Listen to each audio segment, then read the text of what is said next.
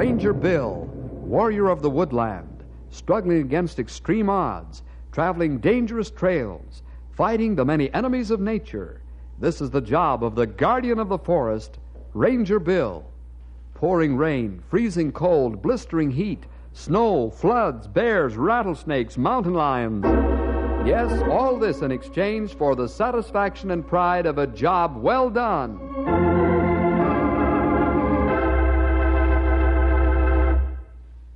You know, a ranger has to not only be a jack of all trades, but a master as well.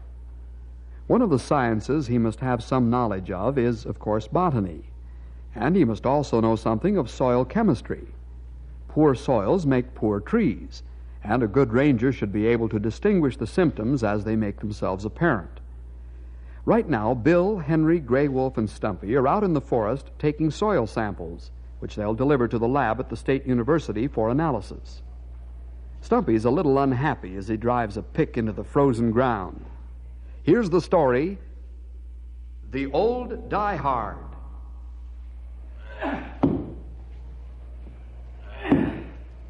Of all the times to be digging soil samples, I never seen the beat.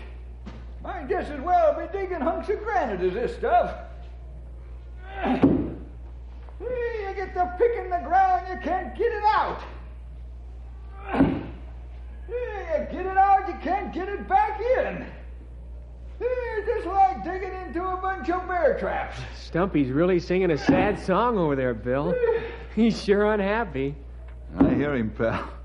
In a way, I can't help but agree with him. Now, you watch. Just tell him we've got enough samples now. Hey, Stump. Bill says you can stop. What's that you said? Look at big smile he have on face. He plenty happy now. I knew if I complained enough, you'd take pity on me and make me quit digging this here concrete. Why couldn't we do this at any other time of the year except the wintertime, Bill? Not too easy, then. Okay, fellas, you can quit the digs. I get the point. I wish you had my aching back, too, Sonny. That there ice I was standing on had its slippery side up. Say, Bill, just why are we digging out these samples now, anyhow? Well, because there must be something in the soil in this area that's affecting the trees, Henry. A deficiency of some kind. It's not evident in a routine soil test. I'll take these samples over to Dr. Draper at the State U and see if he can find it.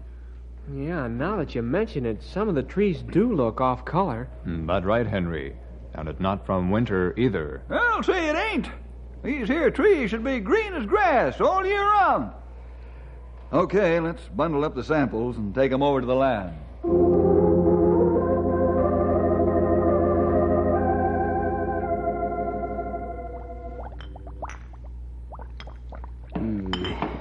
Ascoronic solution reverts to 1 cc of soluble mass.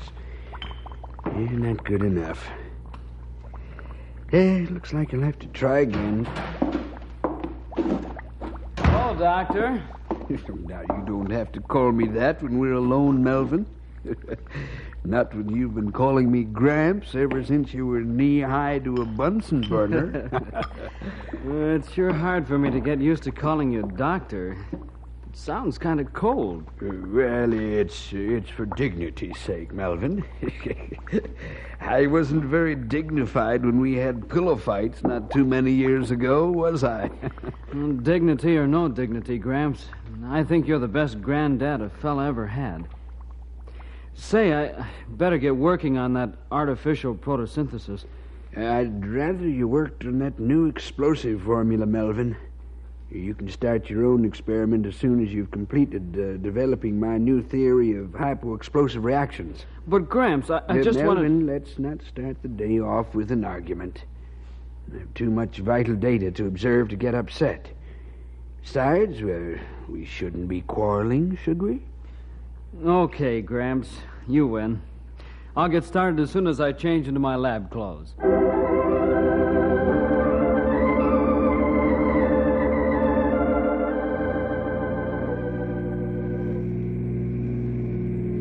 Boy, it's a good thing we can drive up to the chemistry building. This campus must be a mile long right here. You said it, pal. Well, let's get those samples into the lab.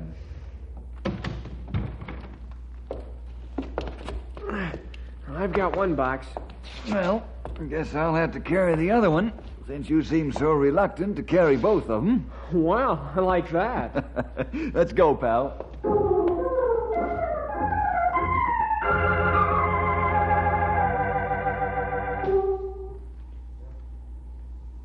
It's good of you to bring me that soil, Bill. That's not what Stumpy said when he was helping us dig it up with a pickaxe, Doctor. Yeah, he'd have used dynamite if he could have gotten away with it. Hello, Bill, Henry. Oh, hello, Mel. Hi, Mel. How's the up-and-coming young assistant to Professor Draper? I'm not quite sure. I'll have to ask Gramps about that. You sound a bit discouraged, Melvin. You aren't having trouble with the explosive derivations, are you? Well, yes, I am. It seems Melvin, how many times do we have to go over the basic proponents of the theory? I don't know, sir. It just don't seem to stick in my head. Hey, what was that? What exploded? My experiment! Oh, let's get over there. Henry, grab that fire extinguisher. Make it fast.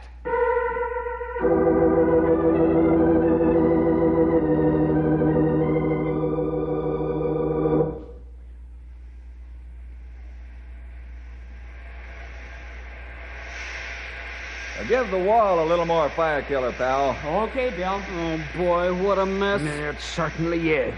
If you'd pay half as much attention to real chemistry as you do to soil chemistry and agriculture, this never would have happened. Turn off your Please, extinguisher, Gramps, Henry. let's not open up that subject. I feel bad enough.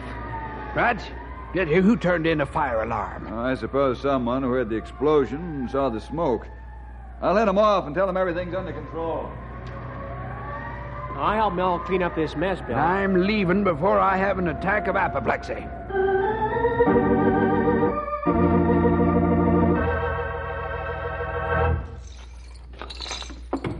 Boy, I really did it this time. Do it up, Brown Draper, they call me. Oh, quit it, Mel. Anybody can make a mistake. Sure, Henry's right, Mel. By the way, how did the explosion occur? This new explosive I'm working on for Gramps is made from a liquid. In the process, you extract the pure explosive by an alternating cooking and cooling method. I didn't release the valve in the pressure chamber soon enough. I must have been off about 3 minutes. How much explosive did you have, Mel? 5 cc's. Wow. If you'd used a pound, we'd be halfway to the East Coast by now. I guess so. Say, Mel, I noticed some tension between you and your grandfather whenever the subject of chemistry is brought up. Is it that noticeable? Well, I'm sorry it's so obvious. It is getting to be a real problem. what is, Mel? Do you want to hear about it? Well, don't tell me unless you want to. It's really none of my business. It's a growing barrier between Gramps and me. Maybe you can help, Bill. Bill's helped a lot of people, Mel. I know. To make the story short, my grandfather and I have a deep affection for one another. After all, he's been father and mother to me since I was knee-high to a toadstool. And Well, then, why the big problem, Mel? it's this. Gramps has his heart set on my becoming a great research chemist. That's why he's got me developing his new theory of hypoexplosives. He feels this'll teach me research techniques. And you don't want to follow your grandfather's footsteps, huh, Mel? No, I don't. Didn't you major in chemistry? Yes, but I minored in agriculture. I've been in 4-H ever since I was a kid. I'm crazy about it. I see. Very few people do know it because Gramps frowned on my agricultural activities. Well, what has this to do with chemistry and your grandfather, Mel? The point is, Bill, I want to be an agricultural chemist, specializing in the feeding of livestock. Well, that's a very worthy ambition. I wish my grandfather thought so.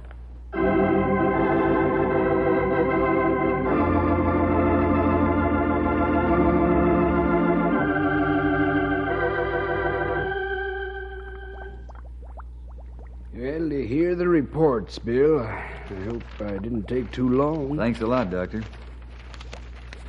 Well, how do they look, Bill? Well, I'll have to compare them with my other charts first, pal. Then we'll know. You let me know how the comparison works out, will you, Bill? Sure, be glad to. Well, Henry and I'll be running along now. See you again in a couple of months, Professor. Bill, there's something I'd like to talk to you about. Yes? Rather personal matter. If you got time, it won't take long. Why, certainly. Oh, I'll run along, Bill. See you at the office. You don't have to leave, Henry. I think you both have a pretty good idea what's on my mind. You mean Melvin? Yes. As you know, Bill, I love the boy as though he were my own son. I've given him a good home, education, opportunity, and now he's got some tomfool notion about being an agricultural chemist. And it's ridiculous. Well, the lad's a born research chemist. Got the Draper blood in him. And he wants to devote his life to feeding horses and cattle, and making breakfast food for hogs and sheep. How do you want me to fit into this picture, Doctor? Well, I want you to talk to Melvin. Think of it, Bill. Here's a young man with the ability to be a great scientist in the field of chemistry. And he's preparing to throw his life away on new diets for livestock. I see. You're pretty determined about what you want for Mel, Doctor. I'll make Melvin a great chemist if it's the last thing I do.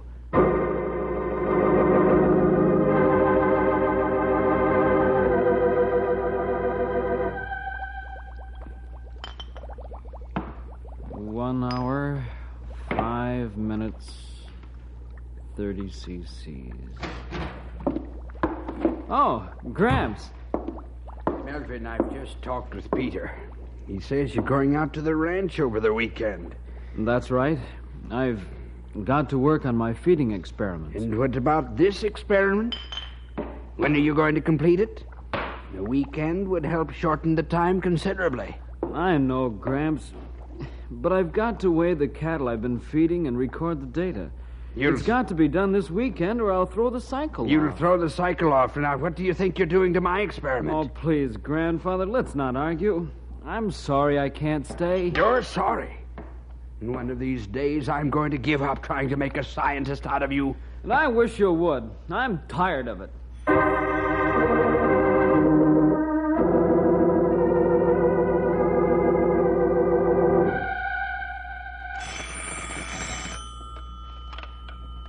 Ranger Headquarters, Ranger Bill speaking. Hello, Bill. Say, I'm out at my Uncle Pete's ranch. Could you possibly come out? I want to talk to you. Oh, sure, Mel. I've been wanting to watch you work. I'll be out in about an hour.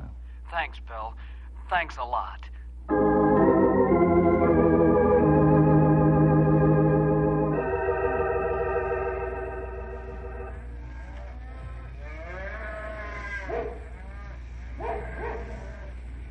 Bill, I can't tell you how much I appreciate your coming out here. I have so much work to do on my feeding experiment that it'll take me all of Saturday to catch up. I'm glad to come out, Mel. What is this feeding experiment you're talking about?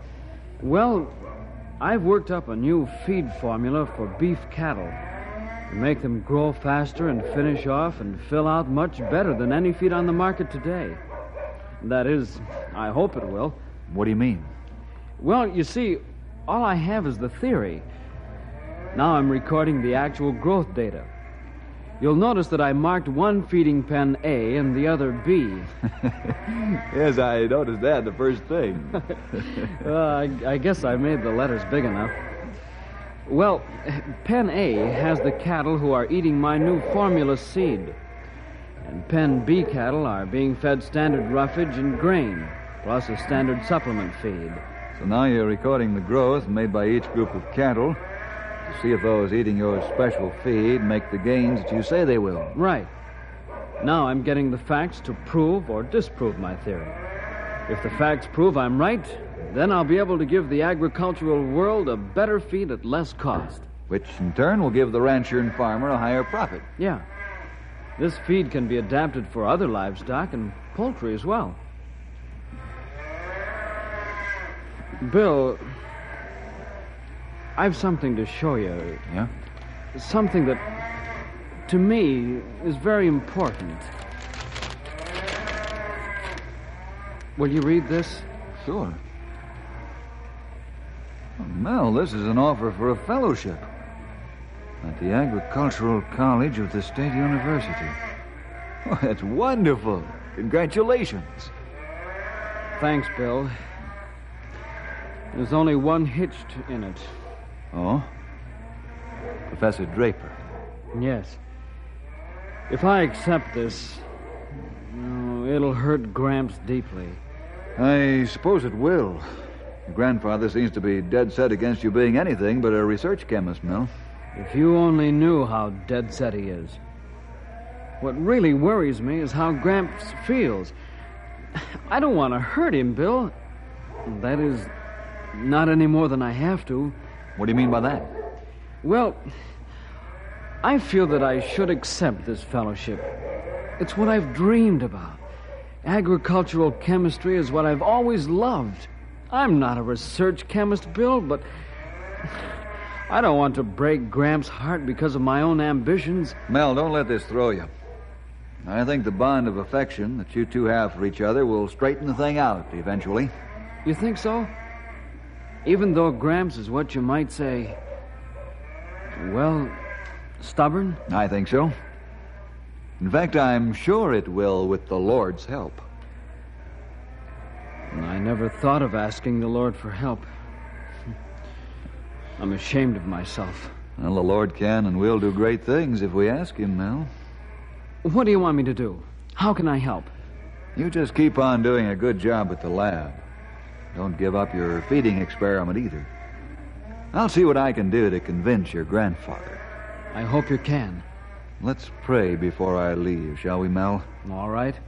I'm sure the Lord has a plan of His own to work this out. We want to be sure we're doing what He wants to do.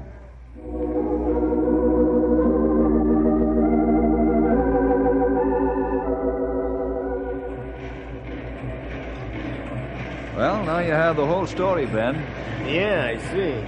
It's too bad to see a young man's ambition thwarted because of a hard-headed old man. Of course, I know the professor ain't gonna do this to be mean, but, well, he's an old diehard. No question about that. Well, you got the heart of the problem right there, Ben. Will you ask the professor to have Mel write the story? I certainly will. I'll call him right after lunch.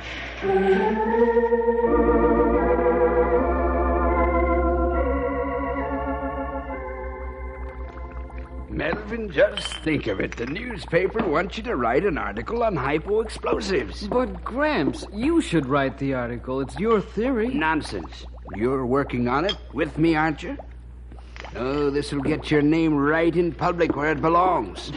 But, Gramps, I feel that I'm stealing your stuff. Stop talking like a child, Melvin. You just get busy on that article. Okay, if you say so. I'll start right away. Do my best. I know you will. Wait till my colleagues read this. They'll know then that my grandson's a real chemist. He's got the Draper blood in him.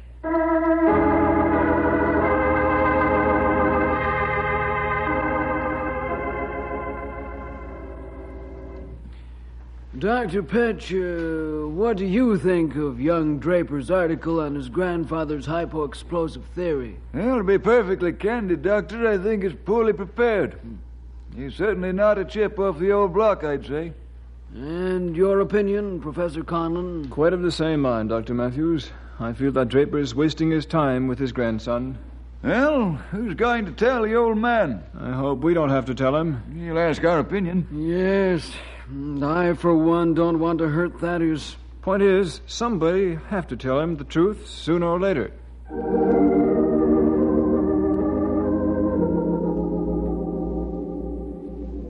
Dr. Matthews, what's the general feeling among the professors about the fine article Melvin wrote? Well, Thaddeus, it's certainly all right. What I mean is... Come, Herbert, you can speak frankly. I'm sure you all agree that the article was well stated. Well, don't you? Speak up, man. Thaddeus, it hurts me to tell you, but since you insist, What are you talking about? What hurts you? Come. Well, It's the consensus of opinion that Melvin has very little to recommend him in the field of research chemistry. Very little to recommend. Whose consensus of opinion is that? Who are you talking about? Your colleagues at the university? And how about you? I must say I'm in agreement with that opinion. Of all the blithering idiots. The lot of them. Why, I've taught every one of you from knee pants. This is an assassination. They're ruining Mel's career. Oh, your blustering won't help, Thaddeus. It won't change the consensus of opinion one iota. What? Melvin just doesn't have what it takes.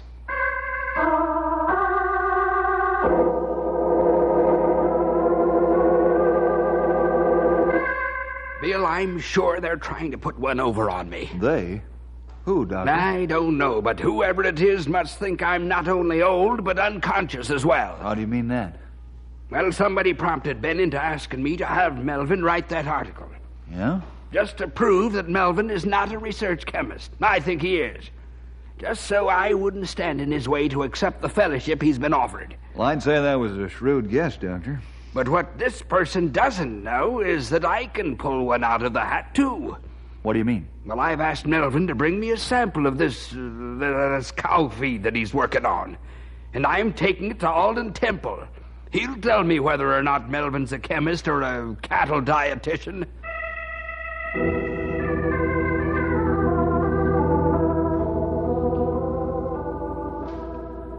Thaddeus, I give it as my considered opinion that this theory of your grandson's on cattle feeding is useless. And I would say that he has no talent in that field whatsoever.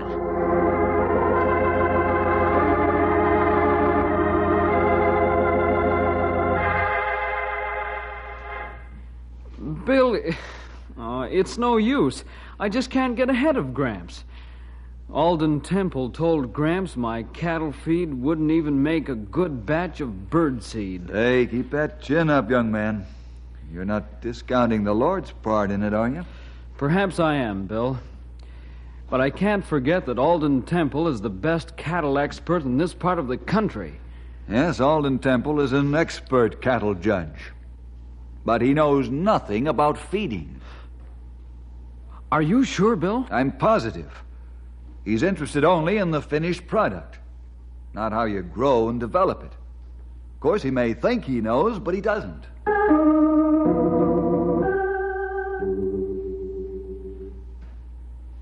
So right there, Bill, Alden Temple proved that my colleagues were wrong.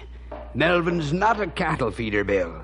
He's a chemist, same as his father and his grandfather. Personally, I wonder about that, Doctor. Well, there's nothing to wonder about, Bill. It's simple as ABC. Certainly the article he wrote wasn't perfect, but the theory and the data are by no means fully developed or tested in the laboratory. Professor Draper, suppose someone could prove that Alden Temple is wrong, that he's wrong about Mel. That's impossible, Bill. The man's an expert. Yes, he's an expert, all right, but not in cattle feeding. What? What do you mean? He's an expert in judging cattle. There's no one better. But he knows very little about the formulation of feeding and the preparation of diet to put the prime finish on cattle. Well, are you sure, Bill? I'm as sure as I know my own name. Well, I can't believe it. The man must know something about the feeding of cattle. Yes, he does know something, but not enough to give scientific opinion. Now you take a group of scientists who specialize in dairy feeding. Who are you thinking of? Well, there's Horace Pendleton and several others from the University Agricultural... Horace Pendleton? Well, that old seashell is too crabby to give an opinion. Why do you mention him? For only one reason, Doctor. Because he's a genius in food chemistry, both for humans and livestock.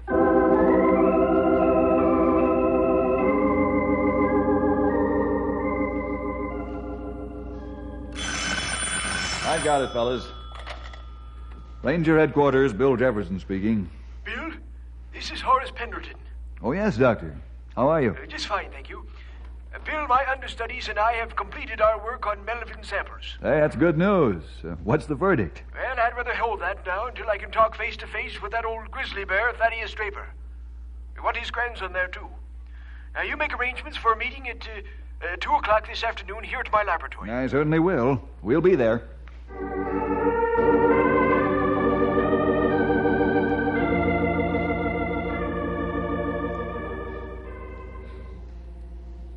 Melvin, is this dietetic preparation all your own work? Why, yes, Dr. Pendleton, it is. You received no help from anyone? No, sir. I dreamed it all up myself. I didn't tell a soul what I was doing. Sounds to me like you disapprove of this preparation, as you call it, Horace. Is that right? On the contrary, Thaddeus. What? I personally think it's a fine piece of work. You must be joking. You should know me well enough by this time to know that I do not joke about matters of science. Bill, did you hear that? Yeah, Mel, I did. Horace, I'm telling you, the lad's a research chemist, not a cattle feeder. Now, you listen to me, Thaddeus. And remember, I'm your senior. This feeding formula your grandson developed shows genius. Your grandson would be wasting his time as a research chemist. Do you know what you're saying? I've given Melvin the benefit of all of my knowledge. I want to make him the greatest research chemist in the field. And you sit there and attempt to tear down years of careful tutelage. That's why his father... That's where you're wrong. You're on the way to ruining your grandson's future. I'm doing what? I said you're ruining his life by trying to force him to do what you want him to. Rubbish! He's a draper, isn't he? Yes, he's a draper. And it's a name to be proud of. But you can't pour his life into a test tube and drop a reagent in with it to make it do what you want it to do. Your grandson is not a laboratory experiment. He's a man. Melvin, is that what you think I'm doing with your life? Pouring it into a test tube? Tell me. Don't put him on the spot, Thaddeus. He thinks a great deal of you. But his life and ambitions aren't scientific data to do with as you please. That's all I'm going to say on the subject. Bill, shall we go? Science has no business interfering at this point.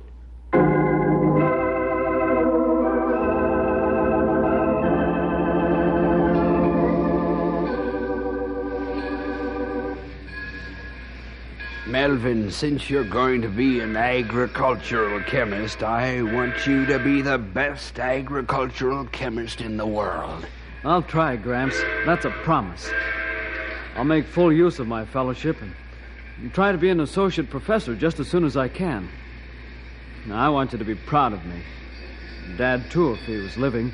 Will you forgive your old grandpa for being such an old Don't say diehard? it, Gramps. Let's forget all about it. Yeah, you're just like your dad, Mel. And every day I'll thank the good Lord for a grandson like you. Say, look at Bill Jefferson over there. He looks like the cat that swallowed the canary. Well, Bill kind of helped. What I mean is... Sure, I know all about it. You do? You aren't angry at Bill, Gramps? Angry? I should say not, son. I'm grateful. A young diehard is bad enough, but an old one is 10 times worse.